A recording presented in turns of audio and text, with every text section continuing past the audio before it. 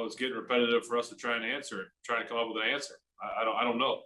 If I had an answer, I would have done everything we could to get it fixed. We got 2 games left, but none are more important than the next one. So we'll do everything we can to try and get it fixed. Hi, everybody. I'm Missi Matthews. Welcome to the Extra Point presented by Microsoft Surface. That was Steelers quarterback Ben Roethlisberger following the 36-10 loss in Kansas City on Sunday. The Steelers are now 7-1. Maybe not a lot of questions and answers that we can get to, but I do have a panelist here to try to help us through it here on Monday. Bob Labriola of Steelers.com and Steelers Digest. He is bringing the holiday spirit still. Labs, we appreciate that today. Arthur Moats, Hall of Famer, and also of Steelers Nation Radio, and Matt Williamson, also from Steelers Nation Radio here. And guys, we heard Ben Roethlisberger say it after the game. If he knew how to fix the slow starts, they would have done it. So, Labs, is it the Steelers kind of hurting themselves, or are teams doing something? I'm with Ben. I don't know.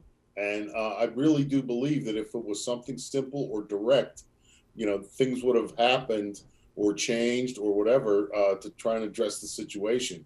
I think that there probably are answers. There probably are things that can be done, but I just don't know that they can be done at this point in the season, based on, your roster is your roster at this point.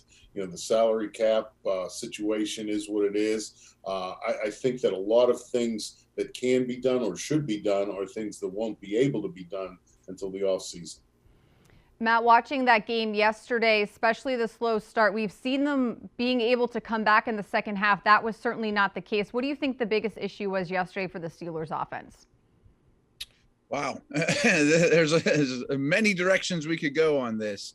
I mean, the slow starts to me certainly don't speak well for preparation and game planning, but even taking it further, I feel like it's almost like the offense starts to kick into gear when the defenses get out of their original game plan and realize the lead's so high that they're going to back off the line of scrimmage, take away the deep balls, don't let you sustain long drives and eat clock, because the clock is the only thing they're worried about. They're not worried about you catching up quickly because it's such a massive hole that they went into. So unfortunately, I feel like it's almost like when the opponent decides to ease up a little bit and be more worried about the clock ticking than allowing yardage, well, then the Steelers do well.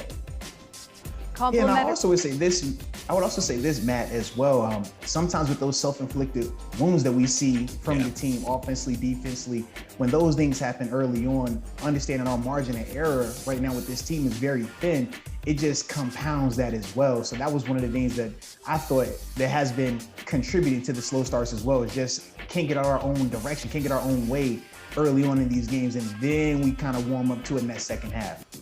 Complimentary football, Arthur, as I was going to say something. We have heard Coach Tomlin say time and time again, kind of playing off what Matt said there. But in terms of Patrick Mahomes and the Chiefs offense, we've seen mistakes. Obviously, they were coming in on a pretty lengthy winning streak. The Steelers defense was able to step up against the Titans. Why were they not able to replicate that yesterday against the Chiefs? Yeah, the biggest thing that I thought was, number one, they allowed them to have effective runs, right? Because their running performance yesterday, it kept them on schedule. They were able to do it when they needed to.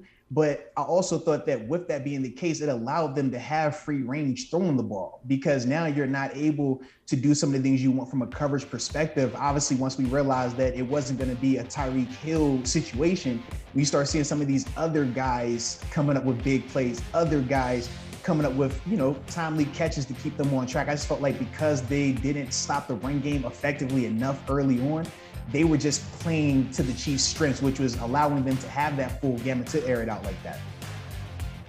Labs, we all week we're kind of, staying tuned to the news out of Kansas City about Travis Kelce and Tyreek Hill, who started on the COVID-19 list. Tyreek Hill was able to come back. Travis Kelce was not. But Tyreek Hill wasn't much of a factor yesterday. What were the Chiefs doing where they didn't really need to rely on him? Well, the difference between the Chiefs and the Tennessee Titans in terms of, playing against the Steelers and how the Steelers were able to deal with Tennessee's offense better than Kansas City's. To me, it's just about personnel and talent level, and the fact that Andy Reid wasn't going to do what Todd Downing did, the Tennessee offensive coordinator, and play or call a game plan that would allow that was conducive, to the Steelers' way of playing defense. If the Titans had pulled a Bill Belichick and just run the ball on every play in that game, I don't know that the outcome would have been as it ended up being. So, what happened against the Chiefs that didn't happen, or what happened against the Titans that didn't happen against the Chiefs, were the Steelers didn't get any help from the other team's coaching staff. And, that's, to me, part of these games. I mean, when you see an opponent that is running the ball well on the Steelers and continues to run the ball on the Steelers, the outcome is what we have seen in the past, or whatever the offense is doing well early and continues to do it well, doesn't get away from its from that plan, doesn't allow its ego to get in its own way. The Steelers have a hard time winning. And so that to me was the biggest difference. I mean, the Chiefs knew what they wanted to do, knew what they could do to be successful, and they just stuck with it over and over and over again. Derek Gore running the ball like 5 or 6 times in a row on one possession. The Titans wouldn't do that. For whatever reason, I don't know. But the Chiefs aren't going to make that kind of mistake. And along those lines, Missy, I mean, as Labs was saying, Andy Reid's going to the Hall of Fame someday without question. Andy Reid's won 22 straight games that were played in November and December. I mean, he knows how to put teams away late in the year. He understands how to win in this league. And back to your original question about Mahomes, he's greatly changed throughout the season how he's played. Early in the year, gunslinger, drive the ball down the field, not going to be patient, checking it down, not going to, thrive with the short passing game. Well, he's, greatly changed how he plays the game, and it makes him even harder to play against.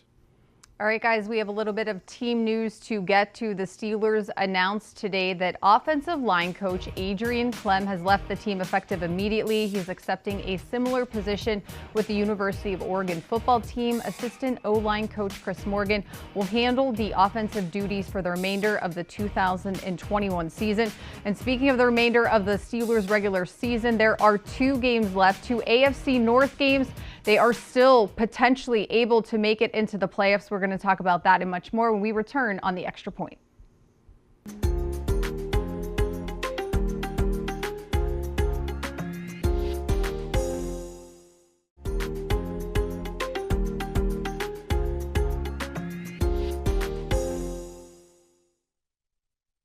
Now we transition and we get singularly focused on our 2 division games. We can't cry over the spilt milk. It is what it is tonight. We understand that.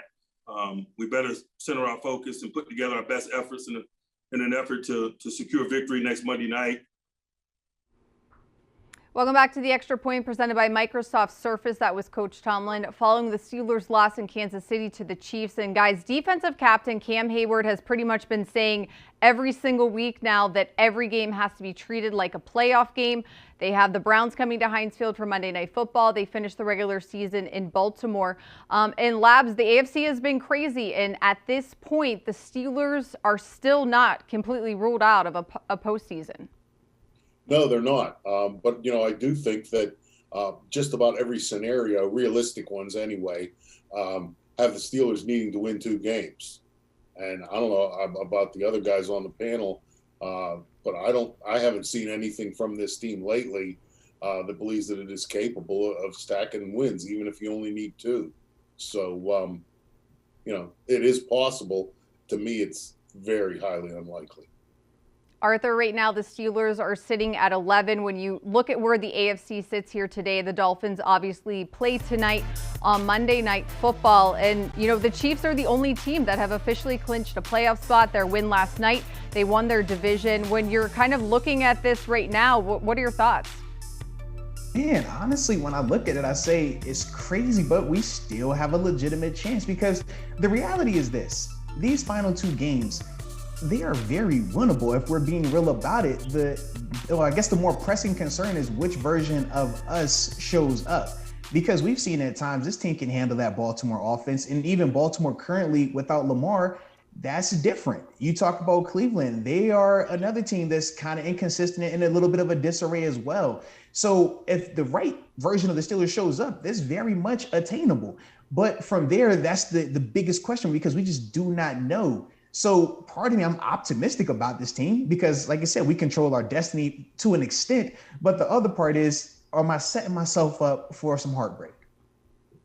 All right, Matt, let's take a look first before I get another question to you. The other teams that are on the bubble, their remaining schedules, because that is the point that we are at here where you're paying attention to that. As I said, the Dolphins play tonight against the Saints. Then they go to the Titans and the Patriots. The Raiders still have the Colts and the Chargers. The Chargers have the Broncos and the Raiders, of course. And then the Ravens, they face the Rams this week until we go visit them for week 18. And Matt, I believe it was coming into this Chiefs game, you said you felt like only one team was going to make it, and it was whoever won the AFC North in terms of the division. Do you still feel that way, and how do you see things shaking out looking at what has happened so far in this week? Yeah, I feel much less strong about that. I think there's a real chance now that two teams from the North actually go, which is amazing. I mean, a couple things there. First of all, the conference got a gift with the Chargers losing to the Texans. Nobody saw that one coming. It looked like they were a wild card team for sure. Their defense is in total disarray right now. They're not playing like a playoff team. I mean, to Lab's point earlier, you know, he said, boy, this Steeler team doesn't look like a team that can string together wins. I couldn't agree more. However, if this was a video for Browns.com, Chargers.com, Ravens.com, we'd be saying the exact same thing about those teams. I mean, the flaws of these mediocre AFC teams are unbelievable right now, and none of them are playing like playoff teams. Somebody's got to go. All right, well, any given Sunday, or in the Steelers' case, any given Monday, that is their next opportunity when the Cleveland Browns, who lost to the Packers on Christmas Day, come to Heinz Field. Guys, thanks so much for joining me here today. Appreciate your time as always. That's going to do it for this edition of the Extra Point presented by Microsoft Surface. We'll see everybody back here next week.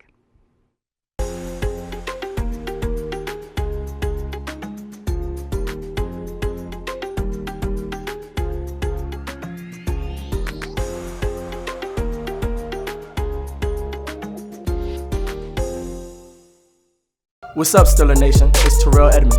Welcome to the Pittsburgh Steelers official YouTube channel. Make sure you subscribe to our channel to stay up to date on everything going on in the Steel City. Thanks for being the best fans in football, and here we go.